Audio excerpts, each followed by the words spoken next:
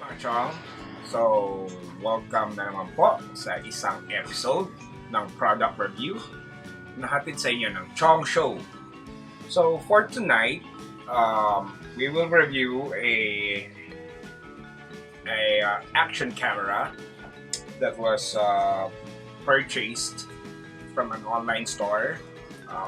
If not mistaken, ang pangalan po ng online store is Akaso via Lazada. Well, so before we go further, tatlo po ang camera na gamit ko for tonight na nakaset po sa video. One is my Xiaomi Mi 90 mobile phone, which is set at 1080p 30 frames per second. The second one is my Nikon D7000. Nakaset din po siya sa 1080p on a much lower frames per second, which is 24. And then the last one is yung isang Dragon Touch Vision 4K, which I set it to 1080p at 30 frames per second. So, yun po. So, without further ado, let's begin the unboxing. So, ito nga po pala yung item. Ito po yung box niya. It's a Dragon Touch Action Camera Vision 4. So, just like the one that I am currently using, yung po isang camera ngayon na gamit ko is a Dragon Touch. Just to test yung pong quality and how crisp and clear the video is. So, this is the second camera na binili po natin online. So, Dragon Touch Action Camera Vision 4, the Dragon Touch Vision 4. So, it says in the box na the image sensor is 16 megapixel CMOS sensor. Then the video resolution is 4K at 30 frames per second. 2.7K at 30 frames per second, 1080p, 60 frames, 1080p, 30 frames, and 720p, 120 frames. Wow. Then, the image resolution is 16 megapixels, 12 megapixels, 8 megapixels, 5 megapixels. Hindi ko lang sure kung ano yung 8 megapixels and 5 megapixels. But the one thing that I'm sure of at the with this camera is yung 16 megapixels, which is for the video, and then the 12 megapixels for the camera for its for taking photos. Wow. Then yung pong size ng LCD niya, it's a 2.0 or 2 inches. Then meron rin po siyang Wi-Fi or capable siya ng Wi-Fi. It is compatible with Android and iOS. So yung pong Wi-Fi niya, meron po siyang we can pair it with our phone. Makakapag-download po tayo ng application. But I'll explain it as we go along. Then yung pong lens niya is 170 degrees wide angle. And then meron po siyang memory slot where it is capable of handling 64 gig. So the best, or I can recommend Class 10 po. Class 10 SD card. And then sabi natin sa packaging na it comes with a 2 battery at 1050 mAh or milliampere. So medyo matagal-tagal din yung battery life niya. And then it's waterproof at 98 feet. Or yan. Then it's also compatible with an external mic. Okay. Then may Electronic Image Stabilization siya. So ito po yung technology na when you're shooting handheld, kahit medyo shaky or medyo nanginginig kayo, hindi nag-blur yung video dahil nga dun sa technology na image stabilization. Correct me if I'm wrong, okay? I'm not an expert when it comes to this. It's just that may mga konting experience lang po din ako. Okay? So without further ado, let's begin unboxing it.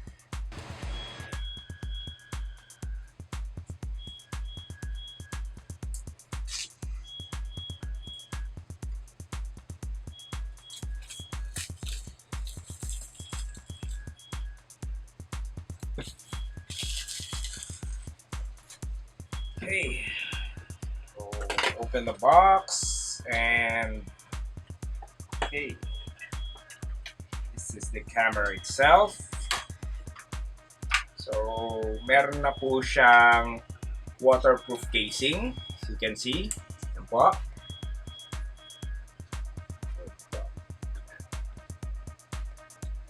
And then, nandito rin po yung kanyang remote. Okay, tabilan po muna natin. Then, meron siyang card. So, you can activate, on the card says that you can activate your 2-year free warranty. So, meron po tayong warranty with this item. So it's not cheap. Okay, hindi po siya cheap. But later on, sasabihin ko rin po yung price niya kung magkano po siya nabili. Then another box, probably these are the accessories or yung po mga panggamit niya. So ito po, we have the battery charger, USB siya. Two slot or 2-port battery charger, holder or yung pong adapters, the battery which is very standard sa mga action camera, SJ cam. I don't know if GoPro ganito ang battery, but SJ cam, alam ko ganito yung battery ng SJ cam, and also yung mga cheap na action camera na nabibili sa Divisoria Mall. So another, this is the, I believe this is the helmet mount. This is the helmet mount kung hindi ako nagkakamali. So, ito, mga mounts. So, very basic mounts again. Then, another battery. So, gaya po ng sinabi sa packaging, there are 2 batteries in it. Okay. Then holder again, or the mounting kit. Wow. Mounting kits, the reference guide, and another kit. Ito panto. This is yung pong casing niya. Pag hindi nyo po gagamitin yung waterproof casing, this is the casing. This is another casing. It's just the standard one, or meron din sa mga cheapo na brand. Then an additional na back cover para sa waterproof casing niya.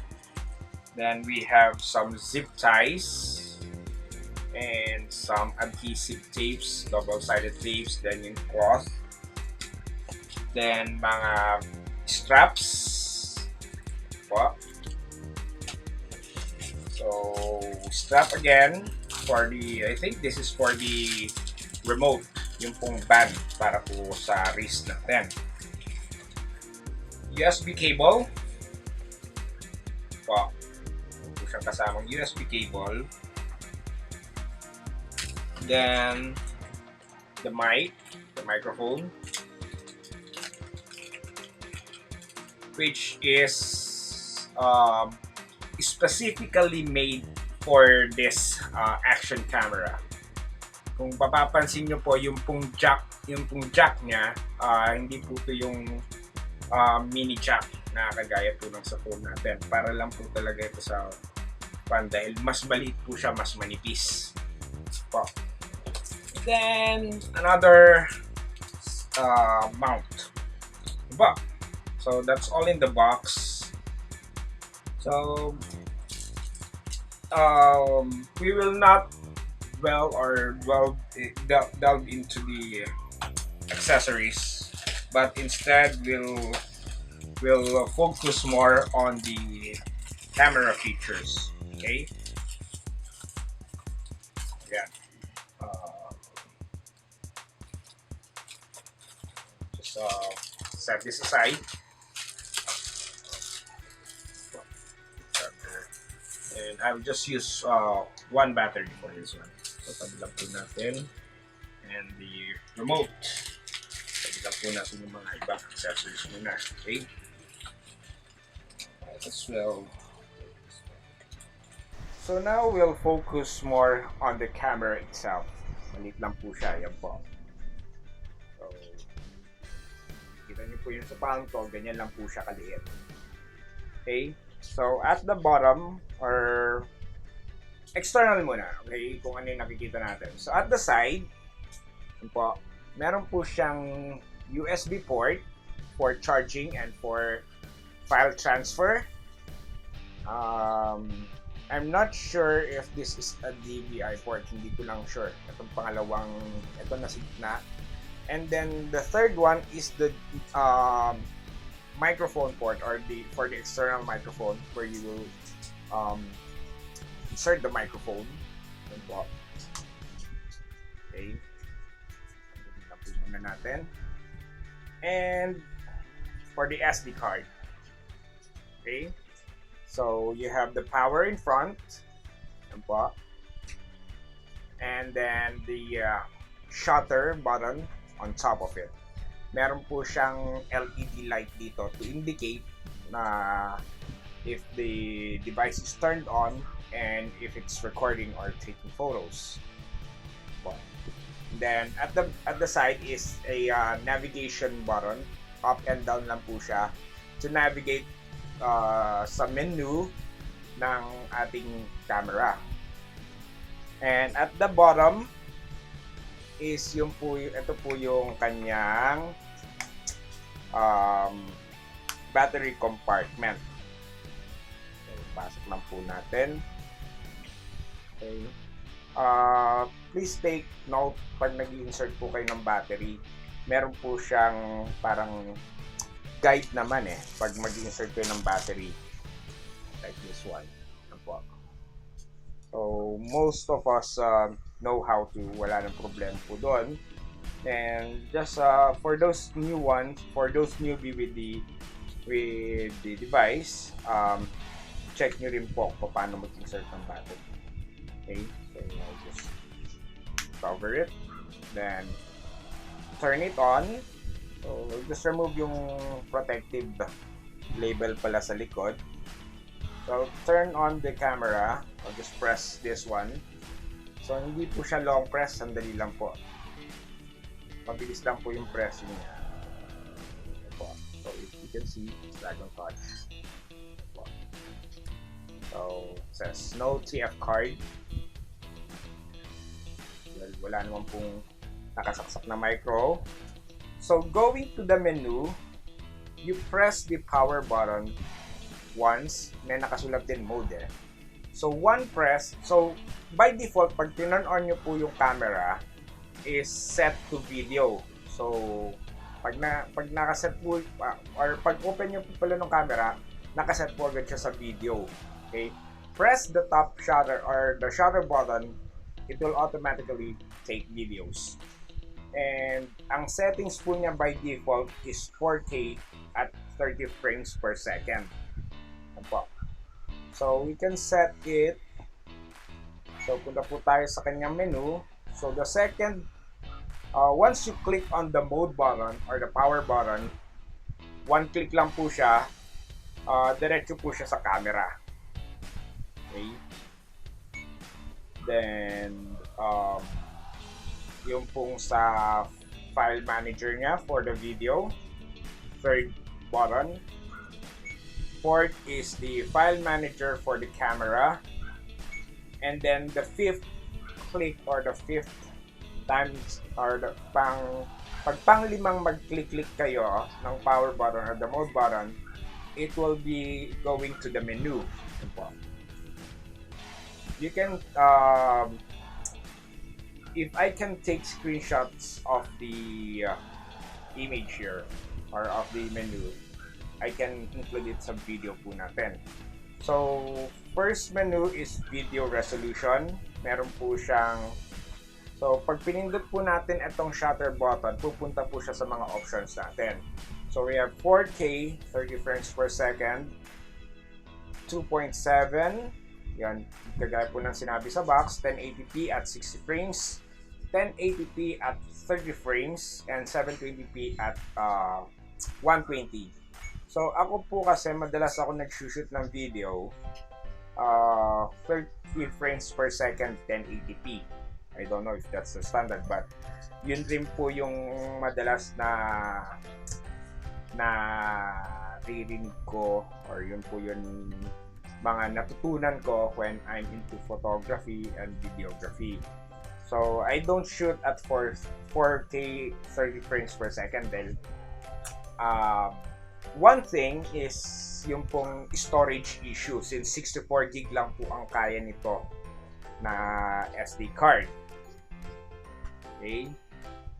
So, I'll just select 30 frames per second. So, pag sinelect niyo po yung sa options na kung anong video resolution, just use the arrow up, arrow down button on the side and then press yung shutter button para maset po yung sa settings natin.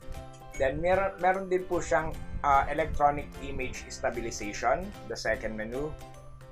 So, I'll just set it to on. Loop recording, which ang alam ko tong loop recording is yung ito po yung papatungan niya po, kunyari na paubos na po yung storage, pag wala na po siyang storage, papatungan niya po or buburahin niya yung pinakaluma or yung pinakauna sa sequence. Then we have time-lapse video, which I don't normally use time-lapse. Slow motion, audio record for para marinig po yung audio natin or yung voice natin habang nagre-record tayo. Wow. Then the second menu is for the camera, photo resolution, 14 megapixels. Check po natin, 16 megapixels, 12 megapixels. Okay, got it. So sa camera niya, if you're gonna take some photos, meron kang option to go 16 megapixels, 14 megapixels, 12 megapixels, 8 megapixels, 5 megapixels. Yun po yung mga option natin. Time-lapse photo, burst photo, yun lang po ang option niya. Then we'll go to the next. Volume. So, to save pala yung battery, or eto, natutunan ko rin lang. To save battery, pinapatay nila yung beep sound. Then, exposure is at 2.03 or 0.3. White balance, naka-auto po siya. Ganun din po ako. Kasi pag nagtatake ako ng photo, meron tayong mga white balance na sineset like if it's it will base dun sa ilaw like incandescent or warm light, cool light, cloudy, ano yung natural light natin, sun, ganun po ba, or nasa shade tayo. ISO, effects, which hindi ko rin naman gagamitin, contrast, saturation, sharpness, etc. So yan, kung bumili man kayo na po ang mag-explore dahil hindi ko naman ito gagamitin for photos. I will use this action camera for taking videos. Pag magbabike po ako, and it will be shown on the other episode like Chong Padjak na I will take videos yun sa mga biking escapade or biking adventure ko kung saan ako pupunta. Yun po. Then you have the settings. Yun palang susunod namin ng system settings. You have the language, car mode, power off, 3 minutes. So, isa-set ko lang to to off dahil pag naging inactive siya or naka-standby siya, within 3 minutes mamamatay siya or depende sa settings niyo. Pinakamatagal is 5 minutes. So just set it to off. Date and time. So the date and time ko, okay. So, date format ko, pinapatay ko rin yung date format ko. Kasi minsan, pag tinatanggal po yung battery, kahit nakaset na po yung date and time natin sa tamang month, day, year, pag tinanggal yung battery, minsan nagre-reset po siya. So, frequency, 50 Hz. Okay na po siguro yan. Upside down. I think this is for yung pag upside down. Yeah, babaliktarin mo yung screen depending sa kuha mo. Pwede mo ikutin. So, pag inikot mo, kunyari, na hindi mo tinurn yung upside down niya, ito yung standard na kuha. Ganito yung standard na video niya. Kumbaga, hindi siya yung naka-reverse or naka-flip. Ngayon, if you turn on the upside down, babaliktad yung camera mo. Instead na nasa left yung lens, nasa right yung lens, and nasa taas yung battery compartment. So, screensaver. Okay, screensaver. Ito yung pag habang nag-shoot ka, automatic mag-black yung screen to save battery din ulit. But I'll just turn it off. Format to format yung SD card natin. Reset to reset the settings, then firmware version niya. Then the last menu is the exit. Yan. Very simple. So yan. So this is ito na po yung action camera. Dahil dati meron akong nabiling action camera din, which is just a cheap one. Sabi ko, hindi naman ako masyadong gumagamit ng action camera or wala namang adventure, so I'll just buy a cheap one. So it's just recently na bumili ako ng medyo mahal na action camera. Okay, so the price pala, for those of you who will ask, the price of this camera when I purchased it was around 2,500. Magkaroon lang ng parang 10% na discount. So, parang umabot ng 2,480 yung isang unit ng bili ko. Yun. Then yun. So, yun. 2,500. Average 2,500 ang isang unit. But this action camera is, ang sabi nila, it's from the US. When I check on the website, US nga naman. Okay? And nung tinignan ko yung price, it's around, sa US it's around $59.99.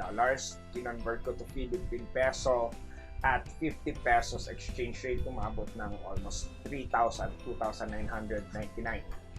Yun po. Yun, ito nga po pala yung magandang feature. Most action camera ngayon, meron rin siyang remote. Okay? So, like, ang isang nakitaan ko ng may remote is yung pong Supremo 4K Plus yata, or basta Supremo na action camera, which hindi ko tinuloy na bilhin dahil ang isang unit yata is nasa 3,000 plus kung di ako nagkakamali. Yun. So there are only two buttons. The red one is for taking photos. The gray one, or the gray button is for taking videos. So ang communication nila is not via IR but via Wi-Fi.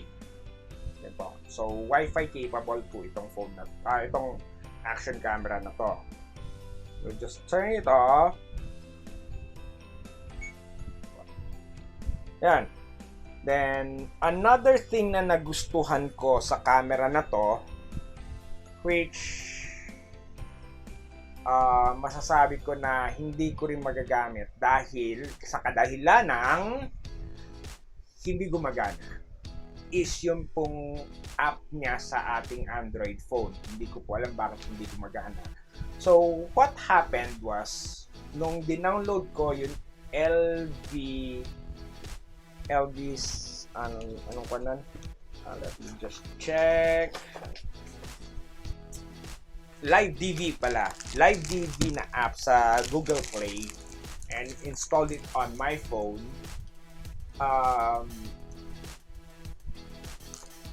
Nakakapag-communicate sila. Yung phone ko at yung camera nakakapag-communicate. And unfortunately, black screen yung nakikita ko.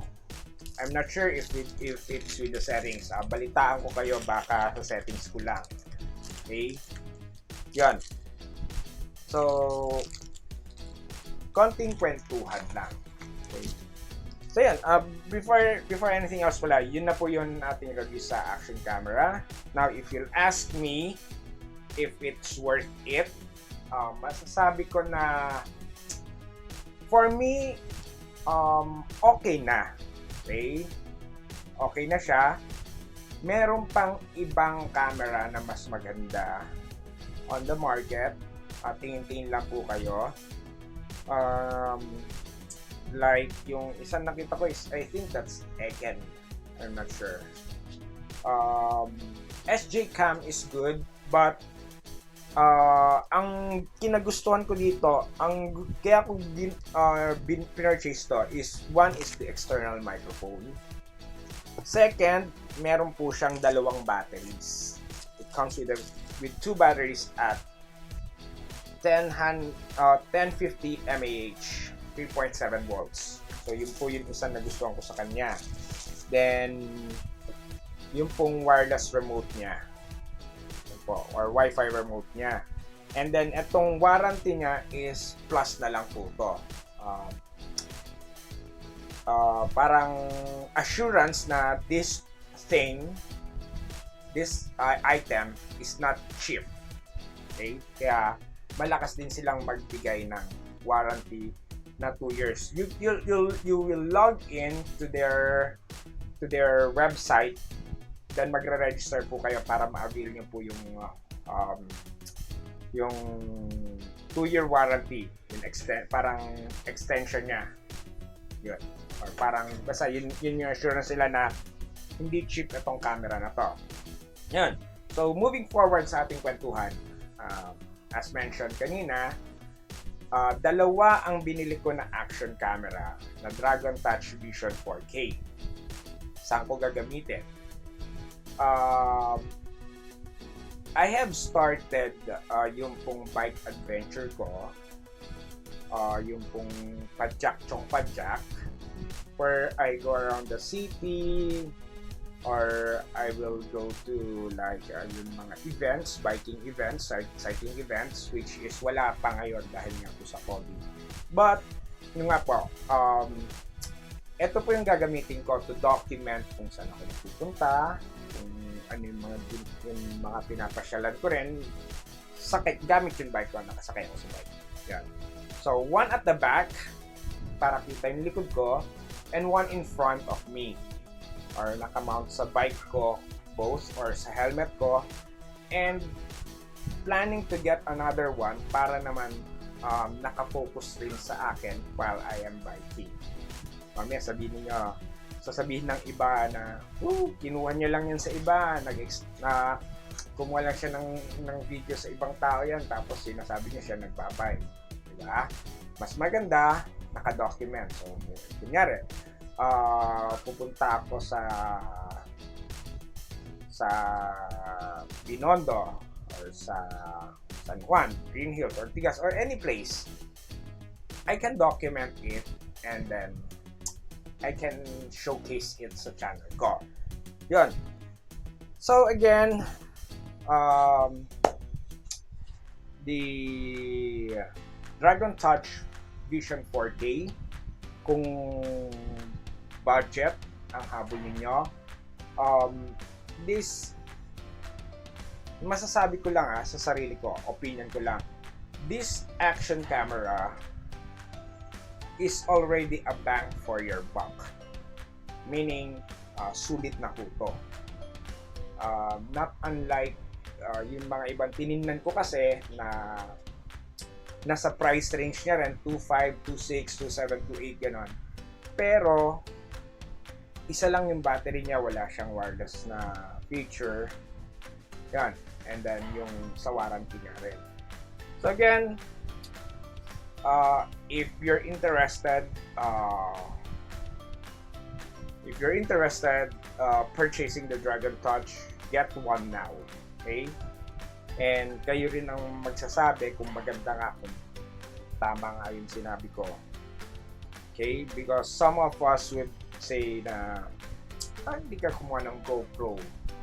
GoPro is parang marami nang gumagamit. Sobrang mahal siya, okay? Wala akong ganung perang pambili. Well, I can purchase a GoPro na hindi ako magpa-purchase ng dalawang action camera. But since, yun nga, gagamit akong dalawang action camera, I'll settle for a much less cheaper one. Yun po. So yun, again, thank you for watching. Sana po nagustuhan po ninyo itong product review natin about the action camera. And keep safe everybody, okay? Naka-modified ECQ pa rin po ang Metro Manila, ang NCR, which is, sabihin na natin na okay na, at least we can now move, but there will be some limitations pa rin. So again, this is Chong for this episode of product review na hinahatid sa inyo ng Chong Show. Tama po ba o magulo? Ewan ko. So again, this is Chong for Chong Show product review, and see you soon, guys.